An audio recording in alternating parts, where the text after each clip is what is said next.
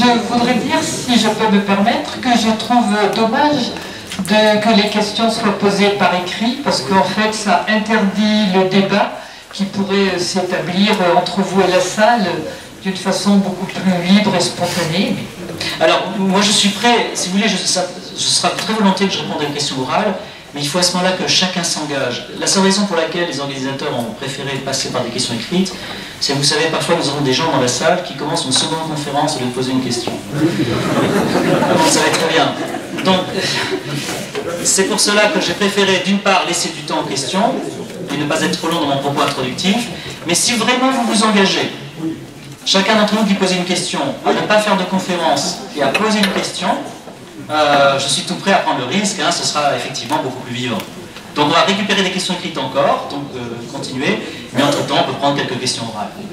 Alors, oui, alors allez-y. Vous avez parlé des instances sportives et de l'éventuelle discrimination. Comment on va mesurer le 100 mètres si quelqu'un qui en a, disons, veut courir en catégorie féminine? Non, mais vous avez raison, ça fait partie des absurdités évidemment du système. Bon, je n'ai pas vraiment de réponse à vous apporter. Il est certain qu'il faut faire attention, parce qu'il ne faut pas non plus, comment dire, faire de cette théorie un simplisme. Les réactions que j'ai souvent sur Internet, lorsque les gens découvrent l'ensemble de ces citations, la première réaction lorsque je donne ces citations, c'est de dire que c'est pas vrai. Une fois que je donne les références, ils sont bien obligés d'avouer qu'effectivement c'est le cas. La seconde réaction, souvent, c'est de dire vous êtes trop simpliste. Et c'est vrai qu'il faut faire attention. Il ne faudrait pas que vous pensiez que ce que je dis aboutit à accuser les tenants de la théorie du genre de nier la différence matérielle sexuelle. Ils vous disent, mais attendez, nous sommes parfaitement conscients qu'un homme n'est pas doté sexuellement de la même façon qu'une femme. On ne dit pas le contraire. Ah, on ne dit pas le contraire. Mais ce qu'on dit, disent-ils, c'est que ça n'a pas de rôle déterminant. Ça n'a aucun rôle déterminant et ça ne doit avoir aucun rôle déterminant. Donc pour répondre à votre question, si on prend votre question telle qu'elle est, elle aboutit à dire c'est absurde parce qu'effectivement on aboutit à des impossibilités, notamment sur le plan sportif. Mais là, l'argument ne les touchera pas, parce qu'ils vous diront, mais nous ne nions pas qu'un homme peut courir plus vite qu'une femme. C'est pas ça que nous disons. Nous disons simplement que les éléments physiques ne doivent plus avoir aucun rôle déterminant dans la vie. Et que si les gens, en dépit de leurs attributs physiques, décident de changer de sexe, ils doivent pouvoir le faire librement. S'ils veulent avoir une sexualité complètement différente de celle à laquelle on est habitué, il faut qu'ils aient cette sexualité complètement différente. Donc vous voyez, c'est un peu plus compliqué, parce que si on leur dit vous niez complètement la différence matérielle, ils vont vous rire au nez en disant mais non, on n'a jamais dit ça. Ils ont raison. Alors d'autres questions par oral, puisqu'on a commencé, je prends les questions peut-être après. Depuis que le monde est monde, dans toutes les cultures, dans toutes les religions... Oui, prenez le micro. Oui, depuis que le monde est le monde, dans toutes les cultures, dans toutes les religions, les sociétés sont toujours basées sur la famille, un homme, une femme, un papa, une maman, etc. Bon, a priori, dans ce que je sais. Et également dans les pays qui ne sont pas les pays riches de la planète, c'est aussi toujours pareil. Donc comment les penseurs dont vous parlez là, sur cette théorie du genre, peuvent étayer cette théorie alors que ça paraît complètement isolé par rapport à l'histoire de l'humanité, par rapport même à la réalité physique actuellement, où dans les pays pauvres, on ne se pose pas ce genre de problème. Alors la réponse va être très simple. Ils vont vous répondre qu'on est dans des sociétés qui ont été la plupart du temps patriarcales et qu'on a imposé à la femme un rôle de mère qui n'était pas celui qu'elle devait forcément avoir. Et que donc on est habitué à l'idée qu'un enfant c'est un père et une mère, mais qu'en réalité ça vient d'une structuration sociale. Alors évidemment c'est purement arbitraire. C'est le même arbitraire que Rousseau. Rousseau dans le discours sur l'origine de l'inégalité. Que dit Rousseau? Il dit écoutez, ce que je vais vous dire ça ne correspond à aucune expérience. Je vais faire partir mon propos de quelque chose qui n'a jamais été constaté nulle part. Donc je vais créer un homme idéal, et à partir de cet homme idéal, je vais vous dire comment doit être la société. Mais il dit en toutes lettres, vous prenez le discours sur l'origine de l'inégalité, il dit en toutes lettres, je ne fais pas de l'expérience, j'invente l'homme tel qu'à mon avis il devrait être. Pour les tenants du genre, c'est pareil, on est un petit peu dans un cercle vicieux. C'est-à-dire qu'ils vont vous dire, mais très très sincèrement, vous constatez qu'un enfant c'est un père humain, mais moi je vous dis que c'est une construction sociale. Que c'est une construction qui a été imposée à la femme. C'est-à-dire qu'ils ont une idée de la femme dissociée de la nature de la femme, Et ensuite, ils en déduisent qu'on a imposé à la femme quelque chose qu'elle n'était pas. Et lorsque, par exemple, une d'entre elles dit « il faut mettre fin à la division sexuelle du travail dans lequel la femme est mère », elle exprime bien la chose. Elle dit, en fait, on a imposé une division du travail en disant aux femmes, vous allez être mère. Mais ça n'est pas dans la nature. Et là, on touche un moment où la discussion devient quasiment impossible. Parce que si la personne veut s'en tenir à cette artificialité complète de la pensée qui n'a aucun rapport avec l'expérience, vous n'avez aucun moyen de la contredire, enfin vous pouvez la contredire, mais vous n'avez aucun moyen de la convaincre.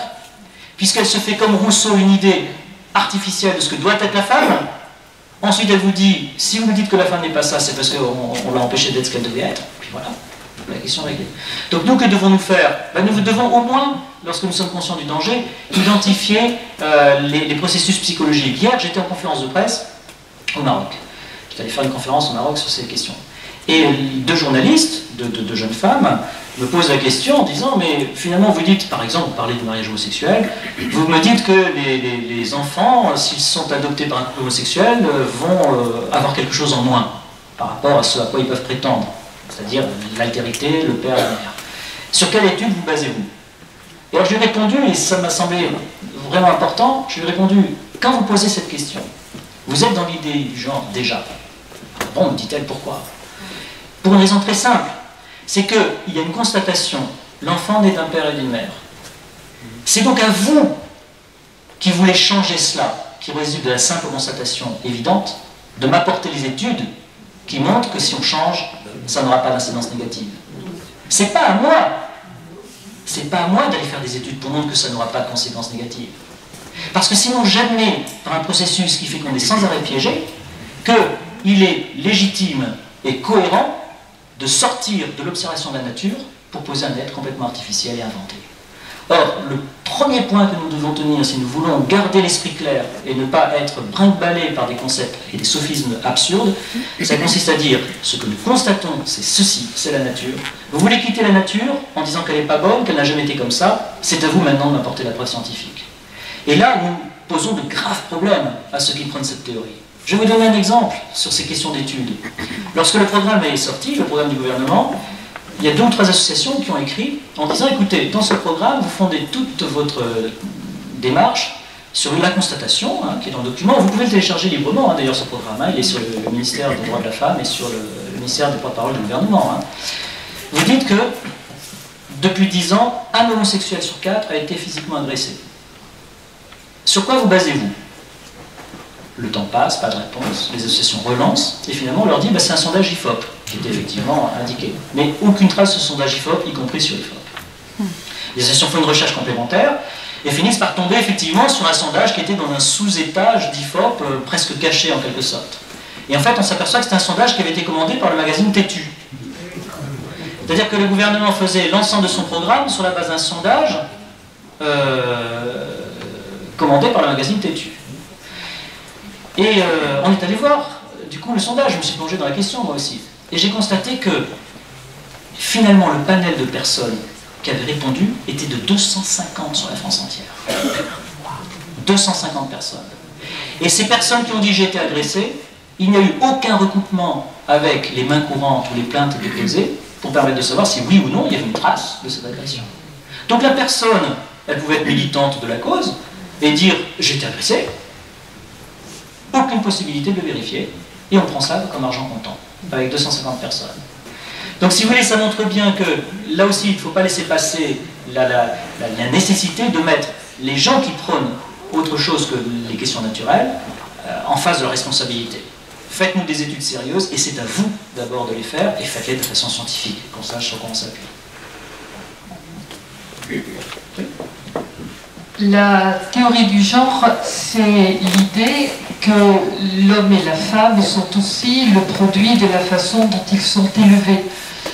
Et je pense que c'est une théorie qui est de la justesse et qui mérite d'être examinée, au sens où Simone de Beauvoir disait « on ne naît pas femme, on le devient par l'éducation qu'on a reçue, de même qu'on ne naît pas homme, on le devient par l'éducation qu'on a reçue. » Je trouve que c'est donc une question qui est intéressante, et je pensais qu'il y aurait un débat intéressant sur la partie entre nature et culture, Or, je trouve que vous avez fait très peur à votre auditoire en présentant, d'abord en parlant essentiellement d'homosexualité, de bisexualité, de transsexualité, alors que les questions de genre ne se limitent pas du tout à cela, que vous avez présenté comme évidentes des conséquences qui sont très loin de l'être, du style un jour, lorsqu'on voudra avoir un enfant de façon naturelle, cela sera ressenti comme archaïque et abject.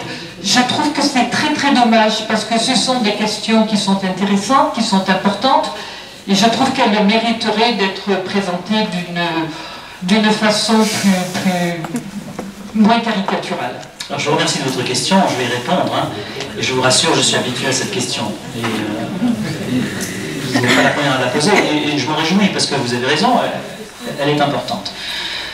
Encore une fois, quand on va prendre Simone de Beauvoir dans le sens positif, on ne naît pas femme, on le devient. Il y a deux façons de prendre cette citation. La première façon, c'est de dire, est-ce qu'on s'accomplit comme femme, ou est-ce qu'on s'accomplit comme homme, facilement? Non, c'est un travail que nous faisons tout au long de notre vie. On ne devient pas mère simplement parce qu'on a un enfant, il y a un travail qu'on fait sur soi-même. On ne devient pas père parce qu'on a des enfants, il y a un travail qu'on fait sur soi-même, dans tous les domaines. Et dans le domaine de la construction de cette personnalité d'homme et de femme, c'est tout à fait vrai. Si on prend la citation sous cet angle-là, elle est exacte. C'est-à-dire qu'on accomplit la nature. On travaille sur soi-même profondément de façon à devenir ce qu'on doit devenir, en quelque sorte.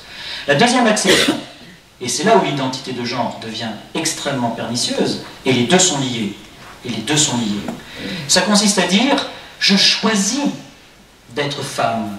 Et si je ne veux pas être femme, je choisis de ne pas l'être. Quand vous avez par exemple des affiches dans certaines villes qui ont fleuri il y a encore un an, où on voyait sur l'affiche, Amandine est née cette nuit, présumée hétérosexuelle. Vous voyez bien que ça n'a rien à voir avec votre citation de Simone de Beauvoir. Vous voyez bien qu'il s'agit simplement de dire, nous cassons le lien entre la nature et le choix que fait l'homme, la femme, de ce qu'il doit être. Donc nous n'accomplissons plus la nature, nous ne faisons plus en sorte de la faire la meilleure possible, nous la nions. Et c'est là que la théorie des genres devient pernicieuse, parce que si c'était uniquement l'égalité entre les personnes, ça ne poserait pas de problème, si c'était le féminisme. Mais même les gens qui défendent cette théorie disent, nous n'avons plus rien à voir avec le féminisme, c'est plus notre problème. Ce que nous voulons, c'est une société nouvelle. Alors vous dites, je tire des conséquences caricaturales. Il y a quelque temps, je n'en revenais pas moi-même, France Info fait tout un long débat de plusieurs heures, vous en souvenez certainement, sur la question des assistantes sexuelles. Ça vous dit peut-être quelque chose. Et je suis resté pantois. Je me suis dit, qui aurait pu imaginer, il y a ne serait-ce que 20 ans, qu'on envisage de transformer en fonctionnaires payés par l'État, en personnes chargées d'un service public, des femmes ou des hommes qui vont aller chez des handicapés moyennant de l'argent pour leur donner du plaisir sexuel de façon technique. C'était inimaginable il y a 20 ans. Alors rentrons dans le détail. Prenons cet exemple, continuons parce que, si vous voulez, il faut rentrer dans le concret aussi. Comment elle va faire cette femme pour donner du plaisir sexuel à l'handicapé? Il n'y a pas 36 méthodes. Il y a 20 ans, c'était impensable. Maintenant, on veut en faire un service public. Ça montre que l'évolution des esprits se fait à une vitesse faramineuse. Et que ce qui vous semble caricatural aujourd'hui vous semblera naturel dans 20 ans. Et je vais vous dire, si vous relisez un peu les ouvrages, y compris ceux que je citais tout à l'heure, Date de succès ou 1984 de George Orwell, vous verrez qu'ils ont vu, avec 20 ans, 30 ans d'avance, pour la plupart des phénomènes de nos sociétés, ce qui est en train de s'y dérouler. Et donc, pour terminer, pour répondre, parce que si je ne vous convainc pas, je n'y arriverai pas. Il arrive un moment où les gens écoutent ou pas. Mais si votre critique consiste à dire il y a un problème dans le genre, c'est vrai qu'il y a des femmes dans les pays du tiers-monde, et même dans certaines périodes de notre époque, des femmes qui ont été ravalées à un rôle qui n'était pas le leur. Ça, c'est bien de lutter contre ça. C'est bien.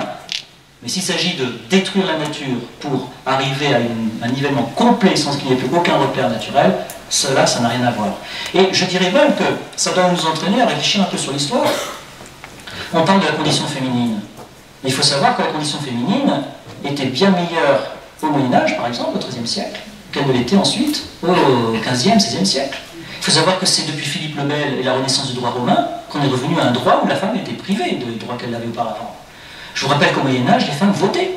On dit toujours que c'est le général de Gaulle qui a donné le droit de vote en 1944 aux femmes, mais on leur avait ôté. Philippe le Bel leur avait ôté en quelque sorte, la renaissance du droit romain. Mais vous avez, dans les livres d'histoire, les historiens sérieux, Georges Duby, Léonard Powell, et même Régine Pernon, qui a fait d'excellents ouvrages sur la question, qui montrent que dans certains villages, les majorités basculaient en raison du vote des femmes. Elles exerçaient toutes sortes de métiers, mis à part le métier des armes. Tout ça pour dire qu'il faut relativiser, mais ce qui doit rester, pour répondre vraiment à votre question, c'est l'identité de genre, l'égalité, le respect et l'absence de persécution par la force d'un sexe par l'autre, oui. Mais la négation de la nature, de le fait qu'on puisse choisir son sexe indépendamment de celui dont on a été doté, non. Juste un mot et après je ne parlerai plus. Ce que vous dites des assistants sexuels. Je ne vois pas ce que ça a à voir avec le genre. Ce que vous dites là, c'est une forme de prostitution, tout simplement. C'est se demander si la prostitution doit être légalisée. Oui, mais ça n'a rien à voir avec le genre. J'ai pas dit que ça avait, vous m'avez mal entendu, je n'ai pas dit que ça avait quelque chose à voir avec le genre. C'était pour répondre à votre question sur le... rien à voir avec le genre. Oui, non mais c'était pour répondre à votre question, madame, sur le fait que certaines de mes anticipations étaient caricaturales. C'était pour vous montrer, mais oui, vous secouez la tête, parce que s'il y a 20 ans vous avez dit ce qu'il en est pour les assistants sexuels, vous auriez eu la même réaction qu'aujourd'hui. Vous auriez dit, mais personne ne peut faire ça sérieusement. Donc, ce que je veux simplement dire, c'est qu'il y a des choses qui semblent impensables aujourd'hui, et qui dans 20 ans paraîtront naturelles, parce qu'il y a des choses qui semblaient impensables il y a 20 ans, et qui aujourd'hui paraissent naturelles.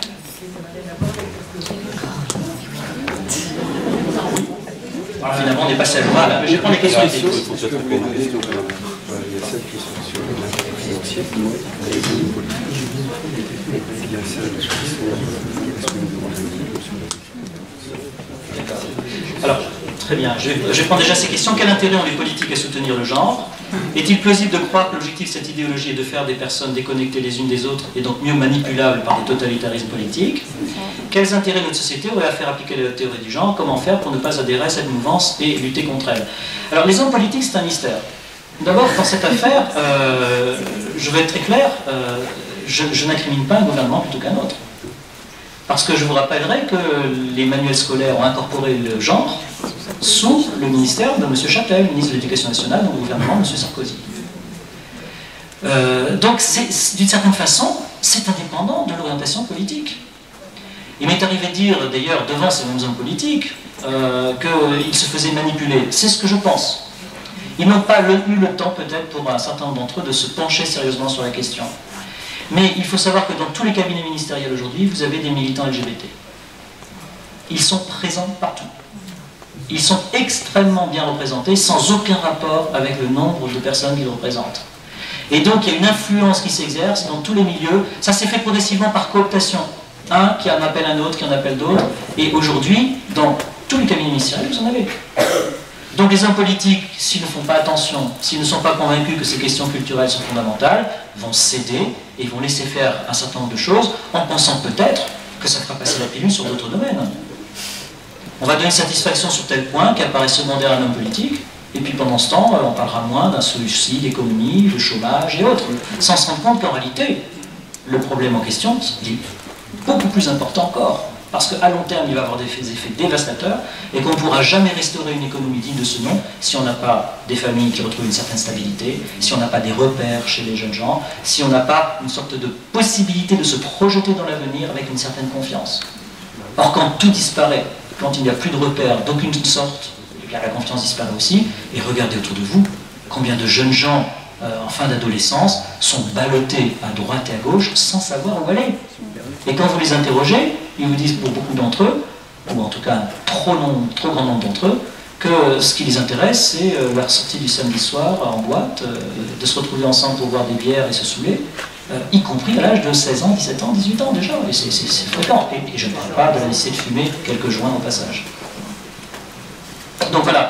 Alors les hommes politiques, c'est un petit peu un mystère pour cela, il faut simplement leur faire comprendre, mais les choses avancent, Si une commission d'enquête s'est créée à l'Assemblée nationale, je ne sais pas si elle travaille, ça montre bien qu'il y a une inquiétude quand même qui est en train de surgir sur ce plan-là. Alors oui, il est vrai qu'à partir du moment où les personnes sont déconnectées les unes des autres, elles sont mieux manipulables, c'est certain, par des totalitarismes politiques, mais c'est également un problème de consumérisme. À partir du moment où vous nivelez complètement l'ensemble des sociétés, ben vous avez des produits en économie d'échelle qui vont pouvoir s'écouler encore plus librement qu'auparavant, parce que les structures sociales ne mettront plus d'obstacles devant cet écoulement de produits.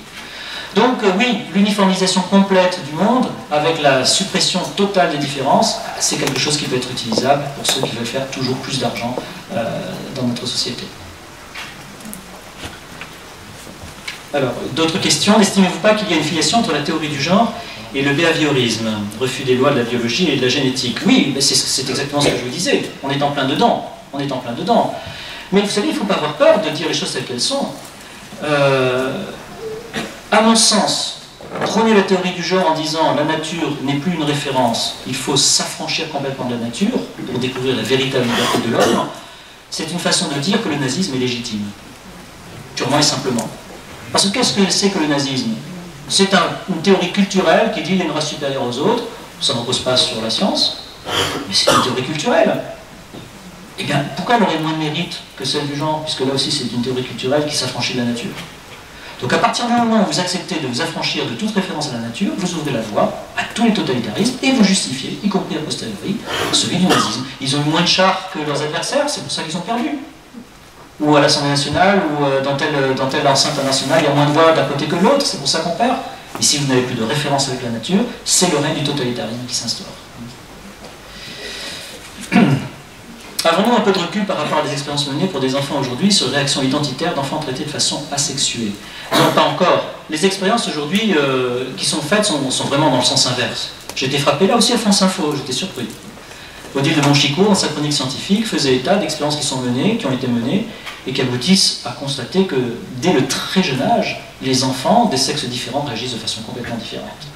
Il y a d'autres expériences qui ont été menées où on met des enfants, des nourrissons, on leur met des mobiles au-dessus de leur berceau, et on s'aperçoit que les petits garçons se dirigent vers le mobile qui ressemble à une machine, et que la petite fille se dirige vers le mobile qui ressemble à un objet coloré, joli et poétique. Alors bien sûr, il y a des exceptions. Mais de même que je suis ravi qu'il y ait des femmes aviateurs qui défient le mur du son de façon plus efficace que d'autres collègues aviateurs du sexe opposé. Mais ça n'a rien à voir. Ces femmes aviateurs, ça ne les empêche pas d'avoir des enfants et de créer une famille. Donc, vous voyez, c'est pas parce qu'une petite fille aime les camions que pour autant, sa vocation, c'est pas d'être mère le jour où elle aura rencontré quelqu'un dont elle tombera amoureuse. Il ne faut pas tout mélanger. Il ne faut pas tout mélanger. Je vais prendre encore d'autres questions. Comment se comporte quelle est la situation en France par rapport à d'autres pays de l'OCDE? Alors la situation de la France, je vous l'ai dit, quels que soient les gouvernements, on va vers la théorie du genre. Je vous ai parlé de la Convention d'Istanbul, elle a été signée en 2011. Le traité de Lisbonne, qui a été refusé par référendum par le peuple français, a été imposé exactement dans les mêmes termes, ensuite au Parlement réuni en Congrès. J'ai écrit un ouvrage sur la question, que vous trouverez en librairie, j'ai peur qu'il soit épuisé, mais il est en réimpression, m'a-t-on dit. Donc il s'appelle « Mini-traité européen, la Constitution par la force ». Dans cet ouvrage, je prends le traité que vous avez eu, vous savez, avec le fascicule bleu, et je prends les articles du traité de Lisbonne. Et je commente le traité de Lisbonne en mettant à chaque fois la référence du nouveau traité et la référence de la Constitution qui était dans le fascicule bleu. Il n'y a pas une virgule qui change. On a simplement organisé les textes de façon différente. C'est le même texte. Il y a deux, trois petites bricoles qui changent. Mais pour le 99%, pour tout ce qui est important radicalement, c'est le même texte. Et dans ce traité de Lisbonne, vous avez notamment cette charte des droits économiques fondamentaux, qui a été mise en simple annexe, mais qui a la même valeur que le traité. Et c'est cette charte qui dit que tout le monde a le droit de se marier, en enlevant ce qui était auparavant la référence à la différence sexuelle. Et qui ajoute que l'orientation sexuelle est un élément extrêmement, fondamental de la politique européenne. Et le traité va assez loin parce que si un État en Union européenne va dans le sens de la reconnaissance de ces thèses, il faudra ensuite, pour qu'il revienne en arrière, l'autorisation des autres pays de l'Union européenne. Parce que le traité de Lisbonne prévoit que quand on va dans ce sens-là, ça va, mais quand on veut revenir en arrière, il faut que les autres pays soient d'accord pour ce retour en arrière. Alors, retour en arrière dans leur idée. Et donc, la situation de la France par rapport aux autres pays de l'OCDE, vous savez, nous avons un génie, nous, en France, qui est dans le bien comme dans le mal. Et là, nous pouvons être très performants pour faire avancer cette théorie du genre, et elle est vraiment à l'œuvre de façon incroyablement puissante depuis quelques mois en France. Nous risquons d'être le vecteur en Europe. Nous risquons d'être le vecteur en Europe, sauf si il y a une résistance intellectuelle qui s'organise et qui dit non.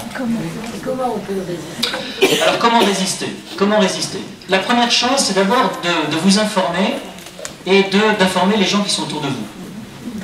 Je ne crois pas me tromper en vous disant qu'un certain nombre d'entre vous, lorsque vous avez commencé à entendre ces textes que je citais, vous avez eu un moment de stupéfaction. Un moment de stupéfaction. Il faut les faire connaître. Il faut les faire connaître. Alors nous avons maintenant des moyens de diffusion qui sont extraordinaires. Si vous mettez une vidéo sur YouTube, elle sera vue énormément.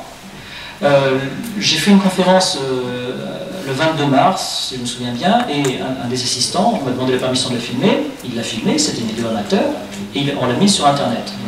Elle a fait 130 000 visionnages en même pas un mois. Donc les gens sont partants pour avoir cette information. Donc faites connaître autour de vous les vidéos qui montrent ce qu'est vraiment cette théorie, donnez les liens à vos amis sur Internet de façon à ce qu'ils la regardent. Et une vidéo de 15 minutes, tout le monde la regarde. Et c'est pour ça que ça marche bien. Donc ça, c'est un premier élément. La deuxième chose, c'est que dans vos contacts personnels autour de vous, vous devez réagir, ne pas laisser le terrain libre. Donc une fois que vous avez des gens en face de vous qui disent « mais non, il faut lui dire, écoute, à partir du moment où tu m'as dit non, tu as l'obligation de prendre les éléments que je te présente pour vérifier si tu as raison de dire non. » Donc ayez toujours auprès de vous quelques citations. Enfin, ce sont des choses qui sont importantes, mais qui peuvent... Parce que c'est un combat d'idées qui se mènent de personne à personne. Et ce n'est pas votre témoignage sur la réalité de ce qu'est cette théorie que vous arrivez à faire avancer les choses. Oui. Excusez-moi, et dans les écoles, si nous ne sommes pas d'accord avec ce qui va être enseigné à nos enfants... Prenez le micro, sinon les gens vont vous entendre. Dans nos écoles, si nous ne sommes pas d'accord avec ce qui sera enseigné donc, à nos enfants, comment pouvons-nous faire? J'ai entendu parler en Allemagne, je ne sais plus dans quel pays, en Allemagne, de parents qui avaient été donc emprisonnés. Bon, qu'est-ce qui va... Je ne sais pas, quelle arme. Alors c'est vrai, des parents d'Allemagne ont été condamnés à une peine de prison, heureusement avec sursis pour l'instant, parce qu'ils refusaient qu'on enseigne à leurs enfants la théorie du genre. Et un certain nombre de données liées à cette théorie. Alors, pour l'instant, le genre n'est pas encore imposé dans le système législatif. Malheureusement, si la nouvelle loi qui est en cours d'examen au Parlement passe, ça va devenir un cadre législatif. Donc là, ça va être très compliqué. Aujourd'hui, on est en train de préparer dans les associations des recours contre la circulaire de Madame Belkacem, des recours contre la circulaire de Madame Taubira. Tout ça est en train de passer devant les juridictions, et parfois avec succès. Il ne faut surtout pas avoir un esprit désespéré. Le tribunal administratif de Paris, en novembre dernier, a annulé l'agrément de l'association SOS Homophobie en constatant que ce n'était pas du tout l'homophobie qui intéressait cette association, mais qu'elle en profitait pour faire rentrer des quantités d'éléments d'attaque sur ce qui était naturel. Donc le combat des idées n'est pas perdu. Alors sur le plan juridique, c'est vrai qu'il y a une urgence. Sur le plan politique, il y a une urgence. Alors si vous avez la possibilité de vous associer à des actions pour essayer de convaincre les institutions de ne pas aller dans ce sens-là, faites-le. Vous savez qu'il y a des manifestations qui se déroulent ici et là, dont on parle parfois. Pensez-y. Mais oui, il y a une urgence. Alors ce qu'il faut savoir, c'est que sur le traité de Lisbonne, qui est un carcan pour la France, il y a un autre élément d'espoir qui est très important. Je suis actuellement le seul à le dire, mais tous les juristes avec qui j'en parle sont d'accord. Le traité de Lisbonne, à mon sens, n'est pas applicable. On nous fait appliquer aujourd'hui un traité de Lisbonne qui ne l'est pas. Je vais vous expliquer en 2 mots pourquoi. Lorsque l'Union européenne adopte un nouveau traité, il faut que le texte soit adopté à la virgule près de la même façon par tous les États, et selon leurs règles constitutionnelles. Et lorsqu'on a fait adopter le traité de Lisbonne, tous les pays l'ont ratifié, sauf un, l'Irlande, qui a rejeté le texte parce qu'il fallait passer par un référendum. Alors que nous, ce n'était pas obligatoire. Et l'Irlande a rejeté le texte, du coup, le traité ne pouvait pas entrer en application. Donc pendant 2 ans, l'Union européenne a négocié avec l'Irlande. Et en octobre 2009, 1 mois et demi avant la date d'entrée en application qui était prévue à l'avance du traité de Lisbonne, nouveau référendum en Irlande, et le nouveau texte est adopté. Mais ce texte était très différent. Il y avait 3 points fondamentaux dans lesquels il était différent. La présence du représentant irlandais dans la Commission européenne, la liberté fiscale de l'Irlande et la neutralité en matière de politique extérieure. Donc le texte adopté par l'Irlande est radicalement différent sur des points importants de celui qui a été ratifié par les autres États. Et donc pour que le traité de Lisbonne soit applicable, il aurait fallu que tous les autres États ratifient à nouveau le nouveau texte. Or, ils ne l'ont pas fait. Donc aujourd'hui, on applique un traité de Lisbonne qui n'est pas applicable. Et on l'a très bien vu lorsqu'on a commencé à parler du Fonds monétaire de secours, parce que dans le monde, on voyait apparaître des déclarations d'hommes politiques européens disant il faudrait ajouter un codici à ce traité sur les questions monétaires, et le codici, c'était notamment prévu pour incorporer les modifications qui avaient été choisies par l'Irlande, pour les faire ratifier un petit peu incognito. Finalement, ils ont renoncé, parce que tôt ou tard, le pot rose aurait été découvert. Et donc ça n'a pas été fait. Ce qui fait qu'on est dans une situation incroyable où nous appliquons un traité qui n'a pas été ratifié par la France. Alors si nous pouvons, là aussi, faire avancer cette simple constatation, avec des difficultés énormes dans les médias, parce que vous posez tellement de choses quand vous dites ça qu'on ne vous écoute pas, on vous bâillonnera. Et si nous pouvons faire avancer cette idée, ben nous aurons écarté un obstacle majeur dans le recouvrement de notre liberté vis-à-vis des questions morales et sociales.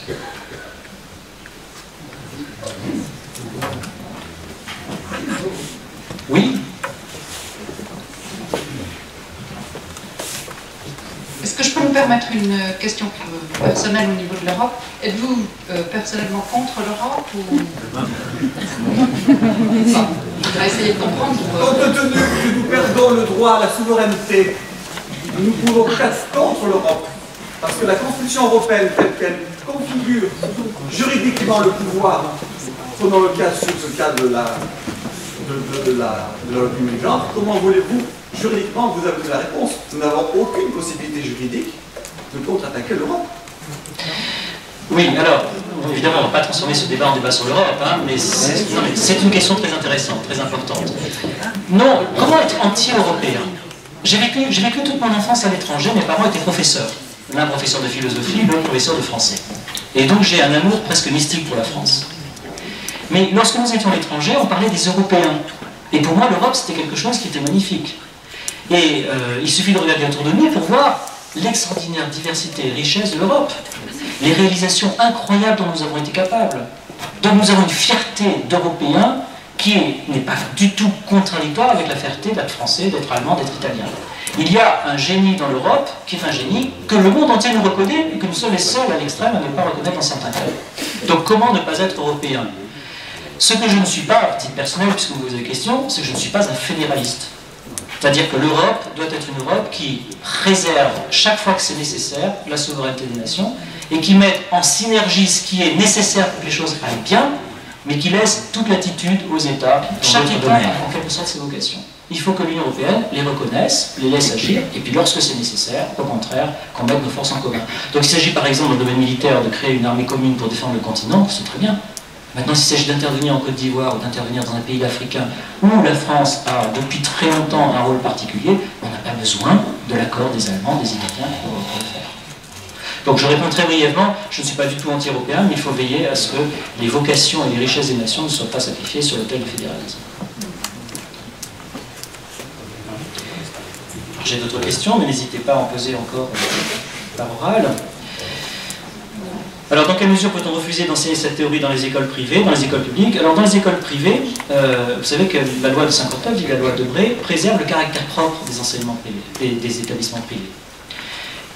Les établissements privés ne se défendent pas assez.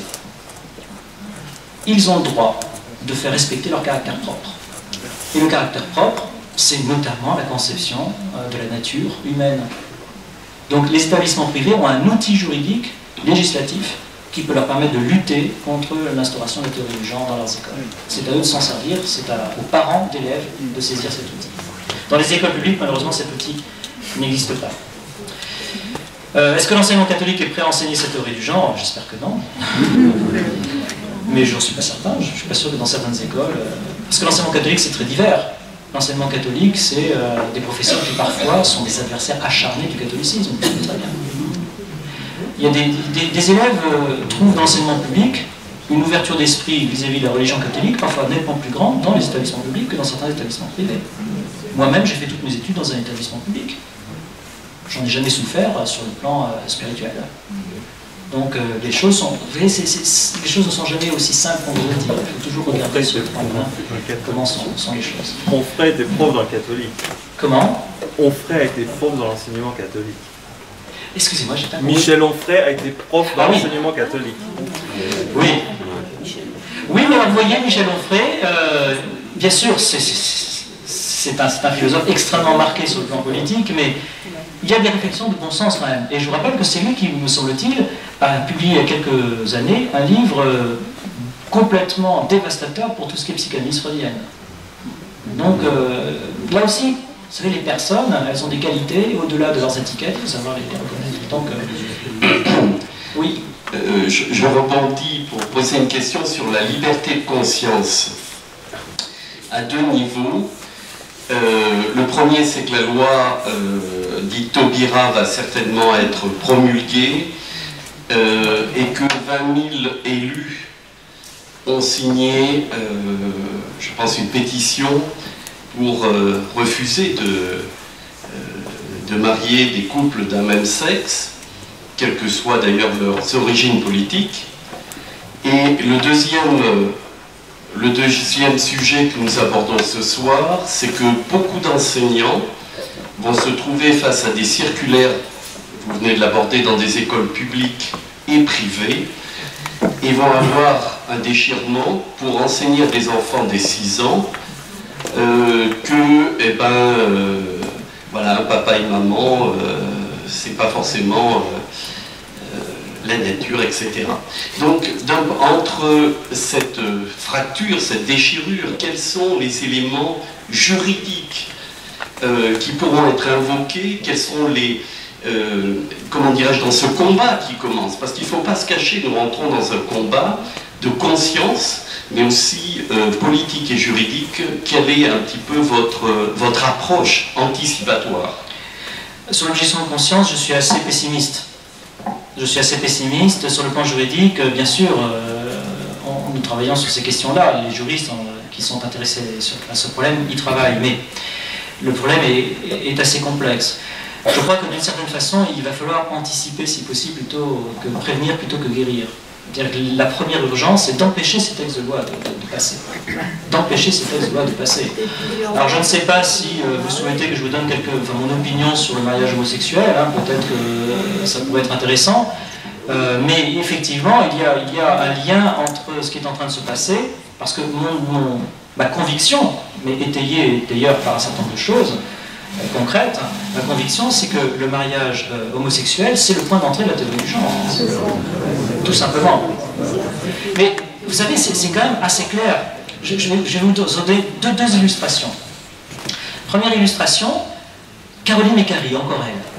Caroline Mécary, encore elle, dans un texte qui est paru dans le Huffington Post et qui date du 14 avril dernier, donc vous voyez, c'est quand même très récent, et qui demande le mariage homosexuel, qui fait partie des tenants acharnés du mariage homosexuel, écrit la chose suivante, elle dit « Il faut séculariser le mariage civil en supprimant l'obligation de fidélité et la présomption de paternité. » Il faut donc supprimer l'obligation de fidélité et la présomption de paternité. Mais pourquoi je vous cite ce texte? Et là, vous voyez que je vous donne des éléments extraordinairement concrets qui vous permettent ensuite d'agir auprès de vos proches. Pourquoi? Comment se fait-il qu'une personne qui demande le mariage pour tous, en même temps, demande qu'on supprime dans le mariage la fidélité et la présomption de paternité? Ça montre bien que ce qui l'intéresse dans le mariage, dans le fait qu'on donne le mariage aux personnes de même sexe, c'est de briser le code du mariage. C'est de réduire à néant l'institution du mariage. Sinon, il n'y a pas d'explication. Quand je suis tombé sur ce texte, je ne vous cacherai pas que c'était pour moi un moment de joie, parce que je me suis dit, avec cette citation, j'ai une démonstration absolument imparable, que le but visé par le projet du mariage homosexuel, c'est de détruire le mariage. Parce qu'on ne peut pas réclamer le mariage pour les couples homosexuels et en même temps dire qu'il faut supprimer l'obligation de fidélité et supprimer la présomption de paternité. Ça veut dire qu'il ne reste rien du mariage. Il ne reste absolument rien. L'aide et l'assistance. On peut l'avoir dans un contrat privé. On peut l'avoir dans un contrat privé comme le pacte, et non pas dans le mariage. Alors, deuxième observation, on nous dit que le mariage homosexuel, c'est la promotion de l'égalité. Alors là, il faut être très clair, c'est un sophisme pur et simple. Pourquoi? Parce que l'égalité, c'est la même chose pour des personnes qui sont dans la même situation. Or, le mariage, pourquoi l'État se commet-il ou se lance-t-il dans l'idée de reconnaître le mariage? Vous tombez amoureux d'une personne. Est-ce que vous allez voir votre député pour faire connaître votre amour pour cette personne? Est-ce que vous allez voir le président du conseil général? en disant, vous savez, je suis amoureux de cette personne, est-ce que vous pourriez me donner un papier disant que vous le reconnaissez? Ça n'a pas de sens. Mais c'est pareil pour l'État. C'est pas parce que vous êtes amoureux d'une personne que l'État a s'en mêler. Et puis il ne va pas commencer à regarder comment vous êtes amoureux et vous dire qu'il faut vous y prendre autrement. Donc quelle idée d'aller chercher l'État pour faire reconnaître simplement une relation? Ça n'a rigoureusement aucun sens. Donc la raison d'être du mariage, c'est quoi? C'est que l'État a pour vocation première d'assurer la permanence de la société, c'est-à-dire le renouvellement des générations. Qu'on ne se retrouve pas dans 50 ans avec 3 personnes en France. Eh bien, lorsqu'il reconnaît le mariage, il reconnaît simplement le fait, pour un homme et une femme, d'être naturellement dans la situation de créer des enfants et de renouveler les générations. Or, les partenaires homosexuels, par définition, ne peuvent pas procréer. Seuls peuvent procréer les couples hétérosexuels. Donc on donne à des gens qui ne peuvent pas ce qui normalement est réservé à des gens qui peuvent. C'est donc une rupture de l'égalité, c'est un abus pur et simple de droit. Un petit peu comme quelqu'un qui dirait « je voudrais l'allocation familiale pour le 3e enfant ». Bien monsieur, vous avez un 3e enfant? Ah ben non, pas autant. Mais je la veux quand même. Au nom de quoi on retirait cette allocation bien que je n'ai que 2 enfants? C'est du même topo, c'est de la même nature. Alors, autre sophisme, on vous dit, mais le mariage homosexuel n'enlève rien aux autres. Mais bien sûr que si, ça enlève aux autres. Quand vous invitez des gens aujourd'hui, ben nous sommes 2 personnes mariées, nous viendrons dîner chez vous. Ben vous pensez, ce sont 2 personnes mariées, un homme et une femme. Désormais, vous allez systématiquement être obligé de préciser que vous êtes marié avec un homme ou avec une femme. Vous ne pourrez plus dire, je suis marié, je viens chez toi, je suis marié et je te signale que je suis marié avec une femme si vous êtes un homme, ou je suis marié avec un homme si vous êtes une femme. C'est-à-dire que nous cassons, avec le mariage homosexuel, un fondement identitaire pour chacun d'entre nous. Dans notre présence même dans la société, nous serons privés de cette identité. Il va falloir chaque fois préciser qu'on n'est pas marié avec un autre homme ou qu'on n'est pas marié avec une autre femme, si on en est un. Et on va faire systématiquement de l'homosexualité le centre de la définition. C'est par référence à l'homosexualité que nous allons nous définir, nous désormais en tant que couple marié. C'est quand même incroyable. On nous enlève purement et simplement ce qui fait le fond de notre identité de couple marié. Et quand vous avez dans le domaine professionnel une atteinte qui est portée à un corps par exemple de fonctionnaire ou un corps professionnel, le corps des avocats ou la profession d'avocat, ou le corps des enseignants agrégés par exemple, et que vous donnez le type d'agrégé à des gens qui ne méritent pas, ben, les agrégés montent au créneau, en disant que vous êtes en train de donner quelque chose à quelqu'un qui n'a pas vocation à l'avoir. Et donc il y a bien une atteinte à cette identité, parce que l'agrégé ensuite, quand il va se présenter devant des tiers, on va lui dire, mais vous êtes un vrai ou un faux? Ça c'est le premier point. Deuxième point, à partir du moment où les couples homosexuels seront mariés, eh bien ils auront droit, a fortiori, à tous les avantages fiscaux des couples mariés. Ce qui veut dire que nous, qui avons le droit de penser que le mariage, c'est entre un homme et une femme, parce que c'est la nature qui le montre, nous allons être contraints de payer avec nos impôts des avantages fiscaux pour des gens qui ne peuvent pas avoir d'enfants. Et qui, s'ils ont des enfants, vont être obligés de recourir à la PMA, à la GPA, et donc on va nous obliger à payer par nos impôts la GPA et la PMA. Et on nous dit qu'on ne nous enlève rien. Là aussi, c'est un sophisme incroyable. Sur le plan de l'identité pour les enfants, comment allons-nous faire pour les enfants ensuite? Il va falloir chaque fois leur refaire un tableau de ce qu'est le mariage selon nous, selon la nature. C'est-à-dire qu'on va avoir un affrontement culturel épouvantablement déstabilisant pour les enfants. Donc on nous enlève la possibilité de donner à nos enfants de la façon la plus simple des rapports concrets. Et il va falloir les guider dans une mer démontée pour qu'ils arrivent à retrouver le chemin du port. Et puis même sur le plan de la représentation internationale, viendra un jour peut-être où un président de la République sera marié avec un autre homme, et puis peut-être cet autre homme sera un transsexuel travesti. Puisque c'est une dignité fondamentale qu'on est en train de nous demander de reconnaître. Et donc, alors qu'il y a là une fonction symbolique d'un État, où le président de la République représente véritablement l'État qu'il a élu, la nation qu'il a élu, le peuple qu'il a élu, eh bien sa représentation internationale à ce peuple va être quelque chose qui, manifestement, ne correspond pas à la nature, et il va falloir passer par ces fourches codines. Donc sur le plan symbolique, comme sur le plan matériel, comme sur le plan fiscal, comme sur le plan de l'identité dans les relations personnelles, il est évident que ce projet enlève énormément et qu'il a des conséquences désastreuses sur le plan humain. Oui. S'il vous plaît, que peut-on faire concrètement?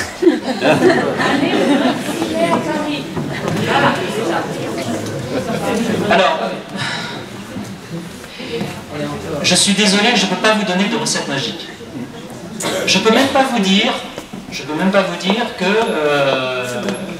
une manifestation de 3 millions de personnes le 26 mai aboutirait au retrait de la loi. Je ne peux même pas vous le garantir. Je ne suis pas en train de dire de ne pas y aller. J'y serai. Mais ce qu'il faut bien comprendre, c'est que comme il y a une idéologie extrêmement virulente qui est à l'œuvre, je ne suis pas sûr que François Hollande puisse retirer le projet. Et donc ce que nous visons avec les manifestations, c'est quoi? C'est simplement faire en sorte que les magistrats comprennent qu'il y a un peuple qui s'est levé en France et que ce peuple est décidé, comme il ne l'a jamais été, à empêcher une destruction de société telle qu'on nous la présente. Et les magistrats ont besoin de ça.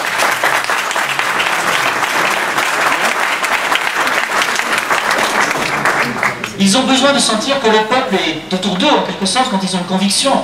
Combien de magistrats ont dit, lorsqu'ils ont jugé, moi je ne suis pas d'accord avec cette avancée prétendue de la société, mais je n'ai pas envie d'imposer mes idées, donc je vais me retirer, je vais voter dans le sens qui n'est pas le mien. Ce qui est une folie. Ce qui est une folie, parce qu'on leur demande de juger en conscience. Et donc là, à partir du moment où une marée humaine se sera montrée une fois de plus à Paris, beaucoup de juges, on peut l'espérer, vont se dire, mais il faut que j'ai le courage, moi aussi, de dire non. Il faut que j'ai le courage de dire non. Et je vous raconte une anecdote, peu importe la personnalité, c'est l'anecdote qui m'intéresse. Maurice Papin devant ses juges à Bordeaux, 3 juges. Il les regarde, il leur dit, pendant la période noire dont nous parlons, 2 juges sur 3 se sont tus, lequel de vous est le 3e? En se tournant vers les 3 magistrats qui étaient face à lui. Il y a des moments où il faut parler. Parce que dire après coup, quand tout le monde est d'accord pour constater que c'était une horreur, qu'effectivement il ne fallait pas le faire, ça ne demande pas de courage. Ce qui demande de courage, c'est aujourd'hui de dire non, nous ne tolérerons pas cette atteinte fondamentale à la nature, non, nous ne laisserons pas nos enfants être déformés par des théories absurdes, non, nous ne laisserons pas une idéologie mortifère bouleverser la nature complète de l'homme, et nous nous dresserons face à cela, et pacifiquement, nous affirmerons avec une telle force ce refus absolu que tôt ou tard, les institutions représentatives, la justice, le Parlement sera contraint de dire oui, on laisse tomber, on va rien.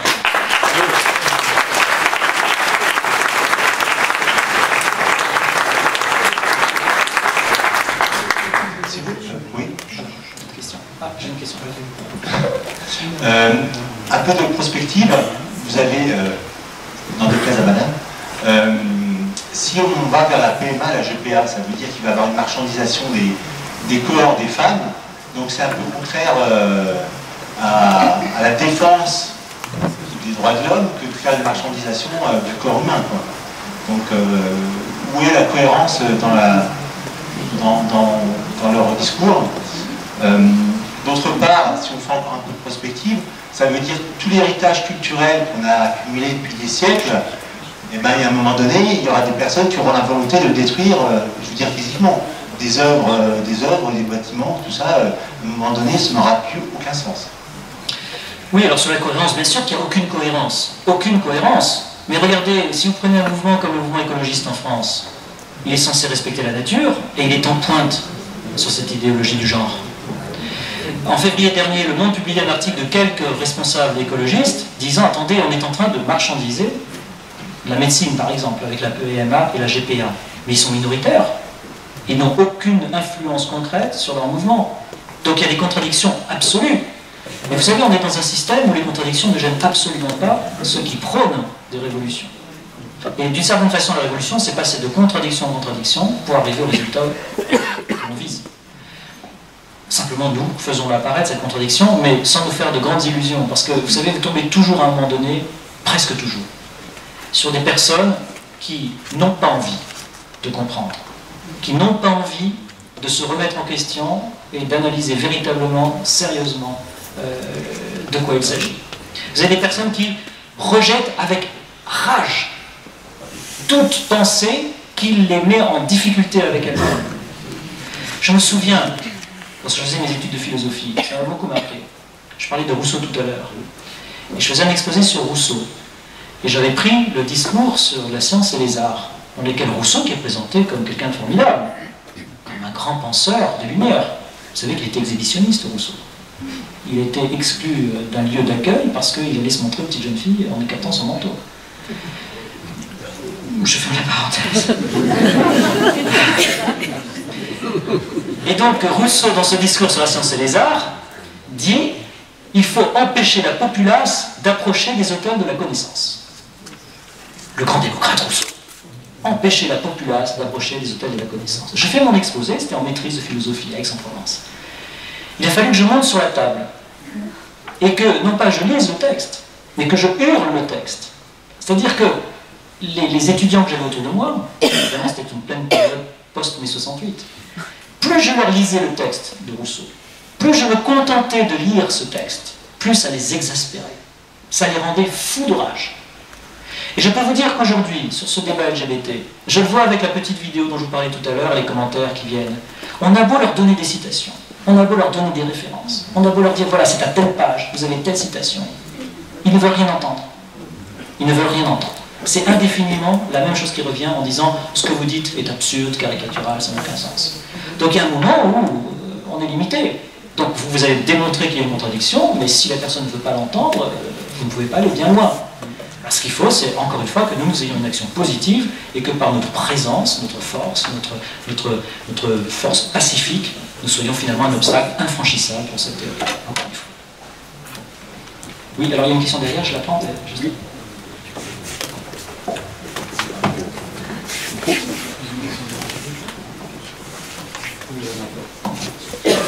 Ça fait un petit moment que la main se lève.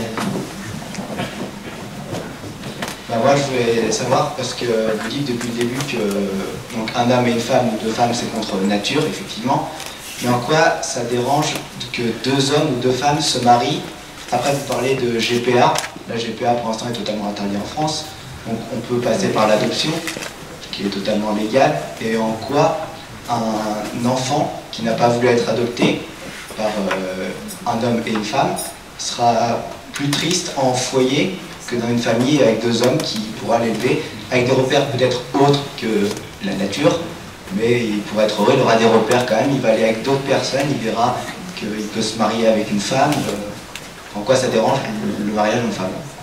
Alors, deux précisions. Moi, je ne souhaite pas qu'on enferme dans un débat uniquement sur l'homosexualité. C'est-à-dire que ce que j'ai dit pendant toute cette conférence, c'était que l'idéologie du genre, ça visait à abolir toute différenciation entre les sexes. Pas simplement entre deux personnes de même sexe, alors entre trois personnes, quatre personnes, une autre sexualité. Donc ça, c'est une première précision. Ça n'enlève rien à tout ce que j'ai dit par ailleurs, bien sûr, mais je souhaite que ce soit dit. La deuxième chose, c'est, je crois avoir répondu par avance à votre question tout à l'heure. C'est-à-dire que ce que nous constatons dans la nature, c'est que l'enfant vient d'un père et d'une mère. Vous pensez que ça pourrait être aussi bien si l'enfant est élevé par deux hommes ou deux femmes. Et c'est à vous de faire ces études. Je ne dis pas aussi bien, je dis peut-être ce sera différent, sûrement, bien sûr, mais je dis pas aussi bien, je dis ça peut pas être peut-être pire qu'un enfant qui va être en foyer, qui aura en foyer, l'enfant n'a aucun repère, que ce soit un couple homme-femme ou autre chose. Donc pourquoi avec deux hommes, il aura une scolarité, une vie qui sera peut-être différente d'un enfant qui aura vécu avec un homme et une femme en tant que... Oui, alors si la question est celle-là, c'est très simple d'y répondre.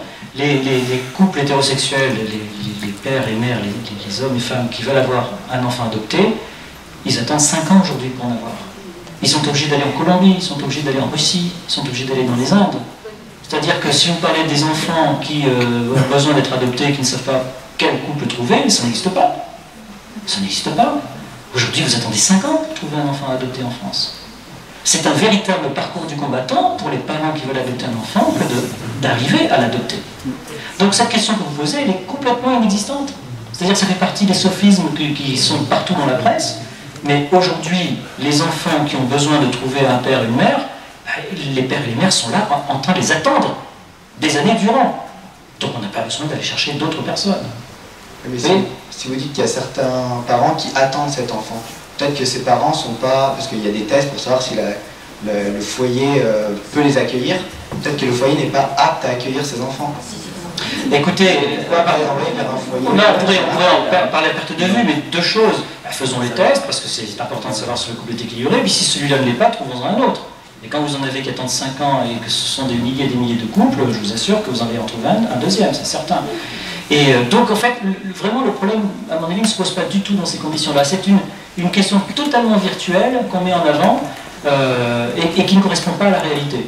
Et d'autre part, il y a ce qu'on appelle le principe de précaution, ne serait-ce que cela. Le principe de précaution, c'est à partir du moment où on s'écarte de ce qui est constaté partout, eh bien on fait des études avant de le faire. Et alors souvent on dit, oui vous comprenez, s'il y a un couple où les gens se disputent, il vaut mieux qu'ils soient avec un couple homosexuel. Ah oui, mais ces couples homosexuels se disputent. C'est pareil. Enfin, ça n'a aucun sens. Ça n'a aucun sens. Bien sûr qu'il vaut mieux mettre un enfant dans un couple harmonieux. Mais ça n'a aucun rapport avec l'orientation sexuelle, ça n'a aucun rapport avec les relations. Et on pourra trouver des couples, d'ailleurs, vous savez, la stabilité dans les couples homosexuels, elle est faible. Donc il doit y avoir là aussi, comme ailleurs, des incompatibilités d'humeur. Une dernière question, oui, lâche le micro. Vous dites qu'il faut qu'on prouve donc, que le fait que ce sera mieux ou pareil pour un enfant, je suis d'accord. Mais vous parlez que c'est pas au couple hétérosexuel d'apporter la preuve du contraire. Mais pareil, on part sur des faits qui n'ont jamais été prouvés. C'est une base qu'on a donnée à la nature, à la vie. C'est comme ça, on l'a dit depuis génération et génération, sans apporter aucune preuve non plus. Alors, c'est un petit peu tout ce que j'ai dit tout à l'heure. Hein. J'ai répondu par avance à cette question. C'est-à-dire que là, ce que vous êtes en train de faire, vous êtes en train de faire comme Rousseau. Hein, tout à l'heure, ce que je disais sur Rousseau. Rousseau dit, ce que je suis en train d'écrire, ça n'a jamais existé, mais l'expérience ne m'intéresse pas. Je veux créer mon homme idéal, et je vais vous dire ce qu'il faut faire pour que cet homme idéal vive. Là, vous êtes en train de dire, la nature, peut-être qu'elle n'existe pas, et qu'en réalité, elle a été construite au fur et à mesure. C'est une pure hypothèse. Donc on peut en parler à perte de vue, on n'en sortira jamais. Oui? Y a-t-il un être humain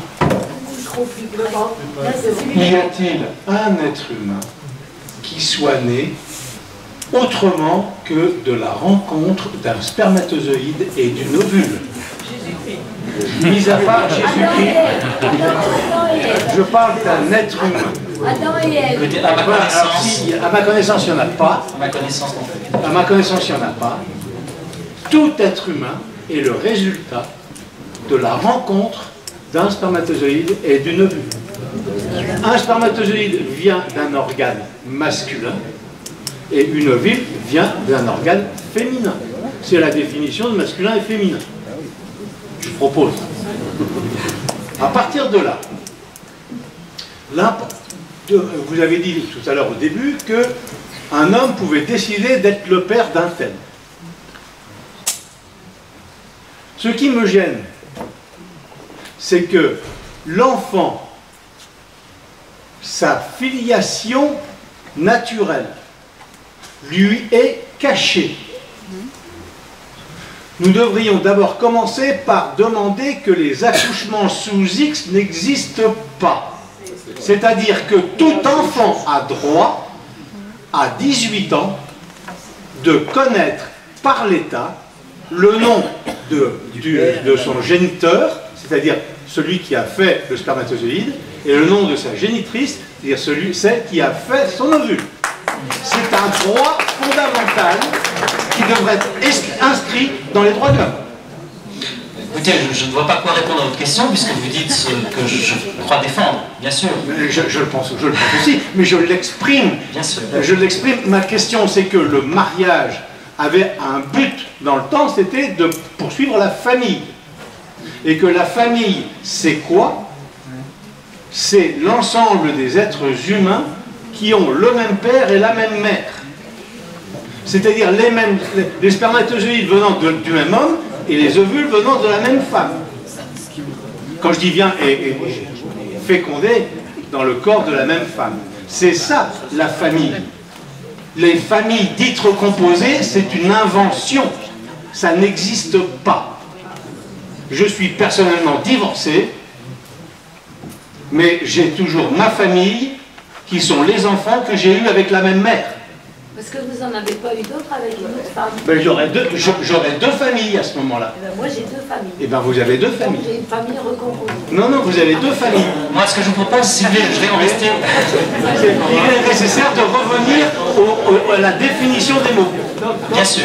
Alors, simplement parce que il faut que je réponde simplement à ceci. Je vais répondre simplement à votre question en disant la chose suivante.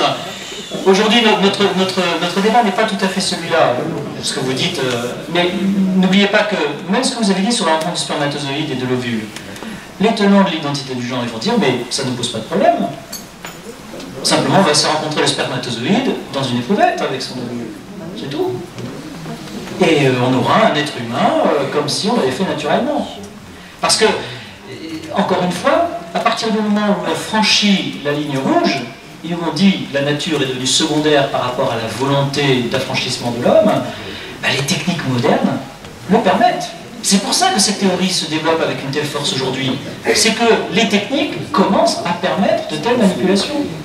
Donc encore une fois, ils vont vous répondre, mais le spermatozoïde rencontre l'ovule, et ça fait un bébé. Donc la question qui se pose, c'est est-ce que ce bébé sera bien s'il sait qu'il est né dans une éprouvette, s'il ne connaît jamais ses parents naturels, et si en plus ses parents sont du même sexe. La question est aussi simple que cela. Est-ce que cette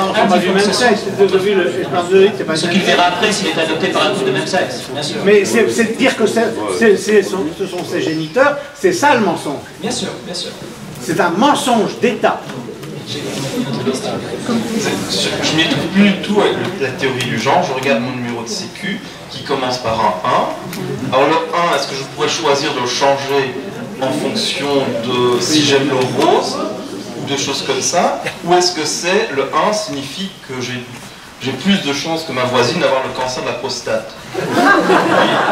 Autre question, est-ce que c'est pas aussi ne pas respecter les hétérosexuels et les homosexuels, puisque quelqu'un qui se dit hétérosexuel est attiré par quelqu'un, est-ce qu'il est attiré par quelqu'un qui a un autre sexe biologique ou un autre genre? Ça devient un truc, mais comment ça se gère? Alors, je ne sais pas si je comprends très bien votre seconde question. Sur la première, sur le numéro de sécurité sociale, vous ne croyez pas si bien dire, il y a un projet actuellement en cours pour supprimer le 1 et le 2. Parce que ça introduit une différence entre les gens selon leur sexe. Oui, mais du coup... Donc il y a un projet très sérieux aujourd'hui qui est à l'étude, qui devrait voir le jour dans les prochains mois, en tout cas peut-être l'année prochaine. Ça consiste à supprimer l'attribution des numéros de sécurité sociale avec un 1 et un 2 selon les sexes. Alors je vais prendre quelques questions rapidement parce que les gens qui ont pris la peine d'écrire, ils doivent avoir quelques réponses. Si c'est un projet européen, que faire pour s'y opposer? Je dirais qu'il faut arriver à mettre de côté la charte des droits fondamentaux, qui est une charte que notamment les Français n'ont pas voulu. Donc il faudra faire en sorte que les traités européens soient modifiés pour qu'on arrive à faire comprendre que celui que nous avons aujourd'hui n'est pas applicable. Il va falloir penser aussi à cette Convention européenne des droits de l'homme, qui a été signée en 1974 et qui est devenue applicable ensuite au début des années 80. Parce que c'est quand même extraordinaire de penser qu'aujourd'hui quelques juges réunis à Strasbourg portent des jugements sur des questions fondamentales qui s'imposent à toutes les juridictions de chaque pays du Conseil de l'Europe, dont la France, en étant simplement nommés par les gouvernements. Quand on y réfléchit, au nom de quoi quelques magistrats nommés par des gouvernements de façon complètement obscure, parce que je ne pense pas que vous ayez entendu parler de campagne pour savoir qui serait nommé à la Cour européenne des droits de l'homme. Au nom de quoi cette Cour européenne des droits de l'homme prend-elle une décision qui s'impose, y compris lorsque c'est contraire à la Constitution? Donc il va falloir se poser la question. Et vous savez, dans les milieux juridiques, de plus en plus de gens prennent la liberté de dire aujourd'hui qu'il faudra penser, le cas échéant, à sortir de la Convention européenne des droits de l'homme. Non pas parce que nous serions opposés aux droits de l'homme, mais parce que nous ne voulons pas de quelques magistrats qui dictent leurs lois aux États alors que leur légitimité n'est pas suffisante. Et l'une des raisons pour lesquelles la Convention européenne des droits de l'homme a été faite, c'est justement déjà, parce que le genre, ça remonte quand même à la Seconde Guerre mondiale, et même avant. Il y avait déjà des théoriciens qui commençaient à travailler sur la question. C'est que si vous prenez la Déclaration universelle des droits de l'homme de 1948, la déclaration de l'ONU, on vous dit qu'à l'âge nubile, l'homme et la femme peuvent se marier, ce qui montre bien qu'on est dans la procréation. C'est clair et net. Eh bien, cette déclaration n'a jamais été rendue applicable en France. Est-ce que vous vous rendez compte? La France a toujours refusé de rendre applicable sur son territoire la Déclaration universelle des droits de l'homme, signée en 1948 à l'ONU. L'une des raisons, à mon avis, c'est qu'il y a une disposition comme celle-là qui gênait déjà les théoriciens en France. Et la Convention européenne des droits de l'homme, l'une des raisons pour lesquelles elle a été adoptée, parce qu'elle fait double emploi sur un certain point, c'est que l'article qui concerne le mariage est beaucoup plus permissif que ne l'était celui de la Déclaration universelle des droits de l'homme. Mais il faut également poser la question autour de nous. Comment se fait-il que la France, pays des droits de l'homme, qui dit sans arrêt qu'elle est là pour faire respecter le droit international, a toujours refusé de rendre applicable sur son territoire la Déclaration universelle des droits de l'homme de 1948. Il faut bien trouver une raison, et la raison, semble-t-il, c'est celle-là. Alors ensuite, y a-t-il un pouvoir financier qui soutient cette idéologie du genre? Oui. On sait maintenant que toutes les grandes banques internationales soutiennent le mouvement LGBT. Toutes les grandes banques. Quasiment. Et notamment les banques américaines. Quel est leur intérêt? Peut-être le consumérisme débridé, et puis vous savez, il faut aller au-delà des questions d'argent. Ça, c'est une conviction qui vaut ce qu'elle vaut, je vous lis simplement la mienne. Je crois qu'il est toujours erroné de dire que les gens ne raisonnent que pour des raisons d'argent, pour des raisons matérielles. Même lorsque les personnalités les plus puissantes de cette terre ont autant d'argent qu'on peut le souhaiter, et encore bien plus, ça ne leur suffit pas. C'est toujours le pouvoir sur les hommes, c'est toujours la subversion des idées de fond qui les fait avancer. Et donc, dans ces organismes internationaux bancaires, il y a certainement des gens qui ne s'intéressent absolument plus à l'argent, c'est plus leur problème. Mais ils sont dans un rêve idéologique, et c'est ce rêve idéologique que désormais ils poursuivent. Alors, tout seul, ou dans des groupes, dans des associations internationales, dans des confréries plus ou moins cachées, mais il y a une volonté manifeste d'aller le plus loin possible de ce côté-là. Vous n'êtes pas en train de dire, excusez-moi, vous n'êtes pas en train de dire que ce sont des banques en tant que telles, c'est plutôt des individus dans les banques. Bien sûr. Bien sûr. Le train en marche peut-il faire marche arrière? Pouvons-nous faire quelque chose? Une alternance politique peut-elle proposer un changement de direction? Oui, bien sûr, dans les limites du droit européen, tant qu'on n'aura pas mis à bas le traité de Lisbonne.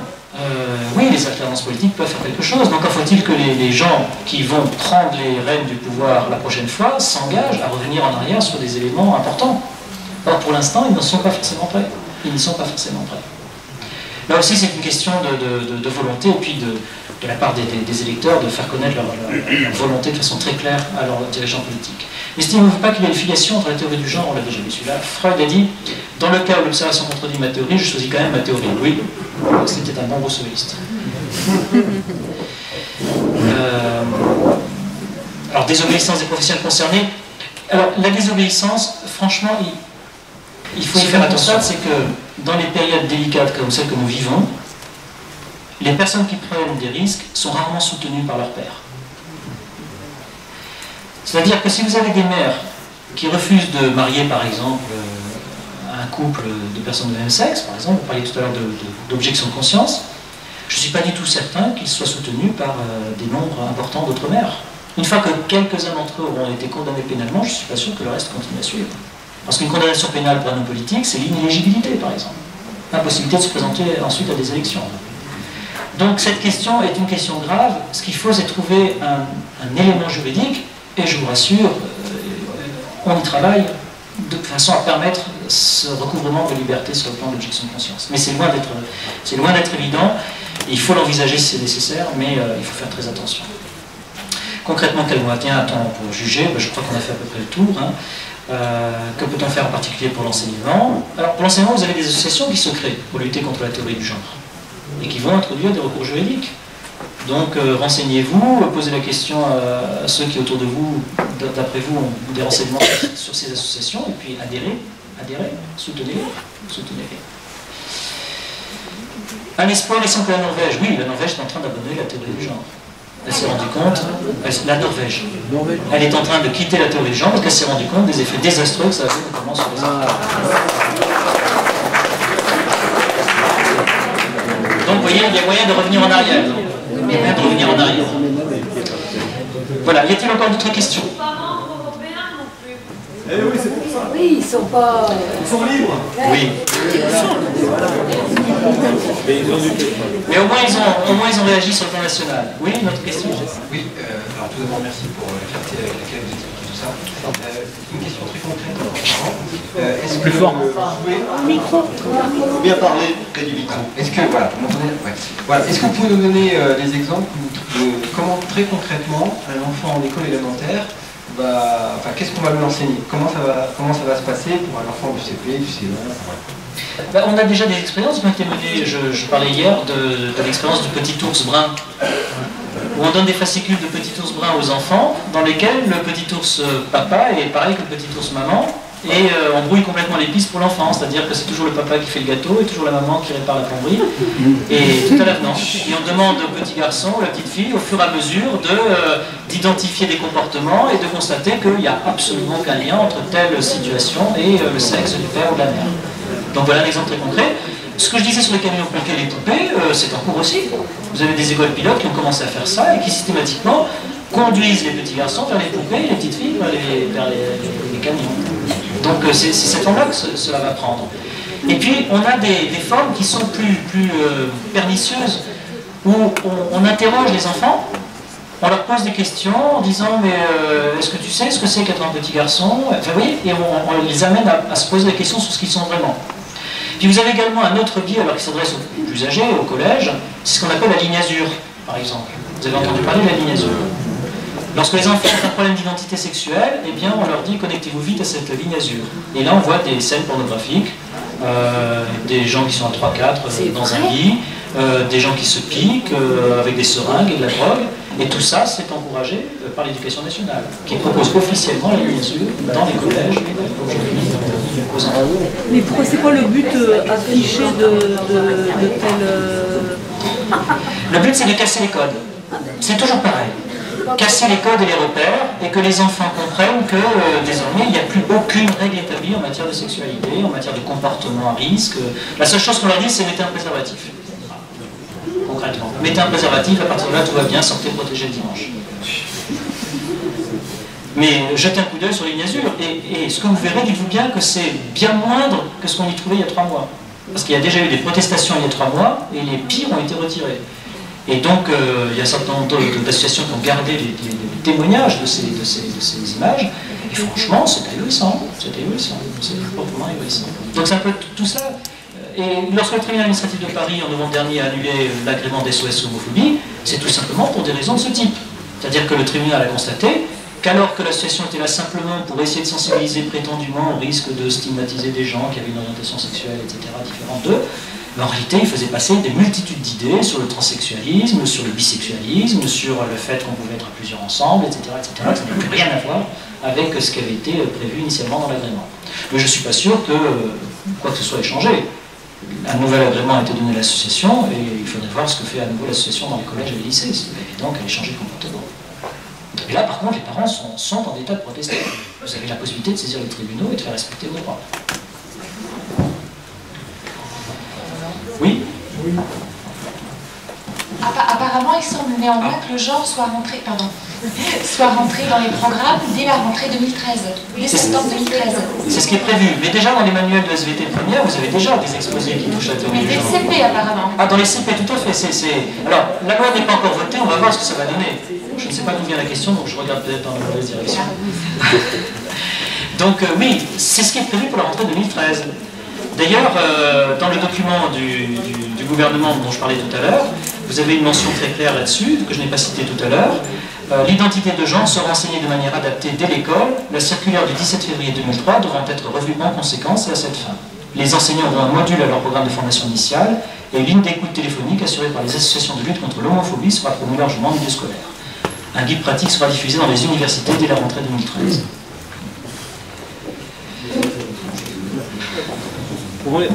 Non, j'avais une question. Oui. Moi, tout à l'heure, j'ai entendu quelqu'un vous dire que vous étiez un peu excessif, et je pense qu'il y a des sujets où vous n'avez pas été assez. Parce que, par exemple, sur la PMA et la GPA, on sait que l'issue... Allez, prenez un micro parce que les gens vous entendent mal. Et comme le débat est enregistré, ce sera bien que les questions soient entendues.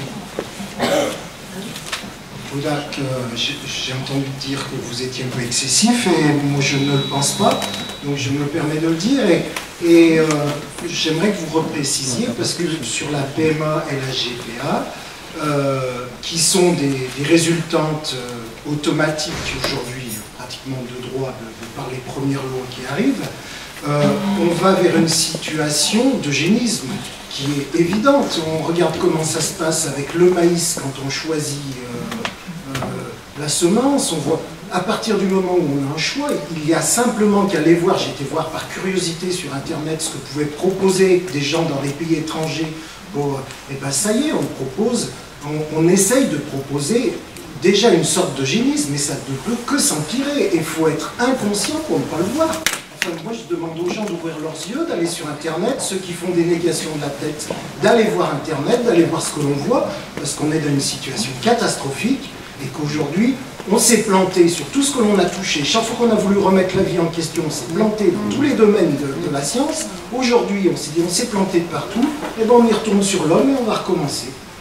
Voilà, Oui, non, bien vous avez raison, le danger de l'eugénisme est très présent, hein, c'est certain. Sur la GPA, vous savez que le mois dernier, une société américaine est venue à Paris pour faire de la prospection sur la GPA. C'est-à-dire pour proposer aux gens, moyennant un tarif déjà d'entre 6 et 8 000 euros, de prendre date pour faire un bébé à l'étranger. Donc c'est quelque chose qui est en cours. Sur le danger de l'eugénisme, vous avez raison, et c'est en marche depuis des années. Et là, je voudrais simplement faire une remarque. Il faut ne pas hésiter à se servir du cinéma. Le cinéma a de mauvais aspects lorsqu'on en abuse, mais moi je suis très cinéphile. Et il y a des films qui sont excellents sur la dénonciation de l'eugénisme. Je pense par exemple à Bienvenue à Gattaca, qui est un film qui a été complètement boudé par la critique au départ, qui a été complètement saccagé par la critique. C'est un film qui est une machine de guerre contre l'eugénisme. Faites-le voir autour de vous, à vos enfants. C'est un excellent film au demeurant. Et alors ce qui est amusant, pour la petite anecdote, c'est que quand le film est sorti avec son doublage, à la fin du film, je ne sais pas si sur les DVD qui sortent aujourd'hui, vous allez retrouver cela. À la fin du film, il y avait un défilement générique qui disait « Si l'eugénisme tel que pratiqué dans ce film avait été appliqué, Marie Curie n'aurait jamais vu le jour, Einstein n'aurait jamais vu le jour. » Il y a toute une série de noms qui défilent. Et bien lorsque le film est sorti en salle, le générique avait disparu. Ce générique de fin avait été enlevé par les maisons de production françaises. Et on voit très souvent, dans les films d'ailleurs, on voit très souvent des manipulations au moment du doublage. C'est pour ça qu'il est important parfois de voir la bande originale. Au moment du doublage, un certain nombre de sociétés de doublage en France suppriment ou transforment les mots de façon à ce que le message du film soit détourné. Et un autre film qui est intéressant, alors cette fois-ci sur le clonage, c'est The Island. Il y a des quantités de très bons films dans le domaine de la science-fiction, L'Âge de cristal par exemple, qui est un vieux film et qui n'a rien perdu. Donc il ne faut pas hésiter à faire voir ce type de bons films aux plus jeunes de façon à les sensibiliser et puis à faire des débats aussi ensuite après avec eux. Donc nous avons des moyens, mais il faut ne négliger aucune technique de communication pour pouvoir répondre à cette bonne parole. Oui, juste pour aller dans ce sens, dans une émission... Il vous faut le micro, il vous faut le micro. La France Culture, l'émission en février 2012, Les Champs du Possible, il y avait une émission très sérieuse sur l'utérus artificiel. Donc il faut savoir qu'il y a des scientifiques qui travaillent pour ça, tout en reconnaissant qu'il n'y a pas de demande. Donc ça veut dire que la technique, la mise à disposition de cette chose va créer un appel, une demande, qui en réalité n'est pas. Donc c'est vraiment des films, les fins de consommation sont claires et l'eugénisme est là. C'est-à-dire quand on aura l'utérus dans les placards, on aura libéré les femmes de cette contrainte qui est la grossesse. Alors il y a une question, il faut vous donner la parole parce que ça fait un moment que vous attendez. Vous avez tout à fait raison, merci.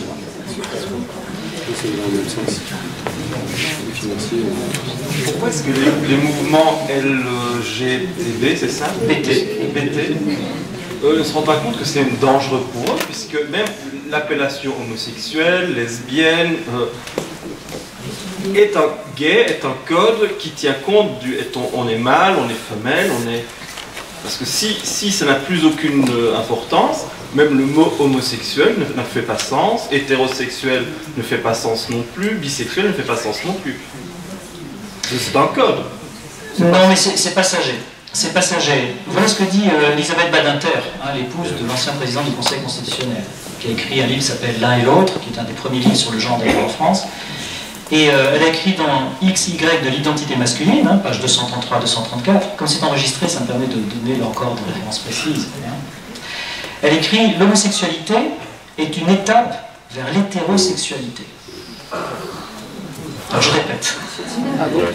L'homosexualité est une étape vers l'hétérosexualité. C'est une phrase absolument incompréhensible, sauf si on l'interprète dans le sens de l'identité de genre avec sa fin. Parce que l'homosexualité casse déjà un code entre les sexes. Donc on va ensuite, en abolissant toutes ces différences, aboutir à cette sexualité perverse et polymorphe dont je parlais tout à l'heure. Et à partir de là, on crée une autre hétérosexualité. Je parlais tout à l'heure de moi prenant une identité féminine et allant avec une femme, je deviens lesbienne. Eh bien, il va y avoir une autre hétérosexualité parce que l'altérité va se fonder sur autre chose, va se fonder sur des relations sociales, par exemple. Et donc, je sais que ça semble ahurissant, on a un peu de mal à suivre, mais quand ce que vous dites, non, ça n'est pas vrai, parce qu'au contraire, c'est une étape vers. Dès lors qu'elle est systématisée, dès lors qu'elle est érigée en norme. Encore une fois, je ne veux surtout pas me laisser enfermer dans un débat sur l'homosexualité. La seule chose que je veux faire entendre ici, c'est qu'à partir du moment où quelque chose qui n'est pas une norme le devient, eh bien, les codes étant complètement rompus, il n'y a plus aucune référence à la nature. Et donc, on comprend à ce moment-là cette phrase d'Elisabeth Badinter, parce qu'on aura une nouvelle détermination des relations sexuelles. Alors, où s'arrêtera cette détermination des relations sexuelles? Ça, Dieu seul le sait. Parce que les critiques qui ont été faites, y compris par des personnalités très, très haut placées, en disant, mais avec ce type de raisonnement, ce type de loi, après tout, qu'est-ce qui interdira l'inceste? Quand on pense inceste, on pense à l'inceste avec un mineur. Alors là, évidemment, on proteste tout de suite en disant, mais non, avec un mineur, on va le protéger par des lois sur les mineurs. Éventuellement. Parce que je rappelle qu'il y a des ministres qui ont écrit des livres disant qu'ils allaient à l'étranger pour rencontrer des jeunes gens, des mineurs. Et qu'on fait étudier dans toutes les écoles Gide, qui racontent comment il allait attirer avec des bonbons et du chocolat les petits-enfants en Grèce pour les faire venir dans sa maison et pour passer la nuit avec eux. Et donc, du coup, j'ai perdu le fil sur ce que j'allais dire. Oui, l'inceste. Mais entre adultes, qu'est-ce qui va interdire l'inceste? Quelle raison de s'opposer désormais à l'inceste? Aucune. Aucune. Donc on voit bien les conséquences vers quoi tout cela nous mène. Alors les structuralistes, y compris les structuralistes, je pense à quelqu'un comme Lévi-Strauss, qui n'est pas susceptible d'être accusé de ne pas être du côté de l'histoire, encore qu'à la fin de sa vie, il a fait un petit peu machine arrière. Mais Lévi-Strauss disait, comme tous les anthropologues, l'interdiction de l'inceste, c'est le fondement de toute société.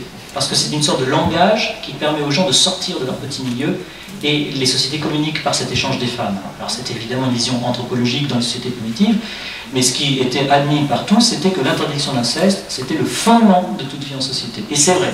Et c'est vrai.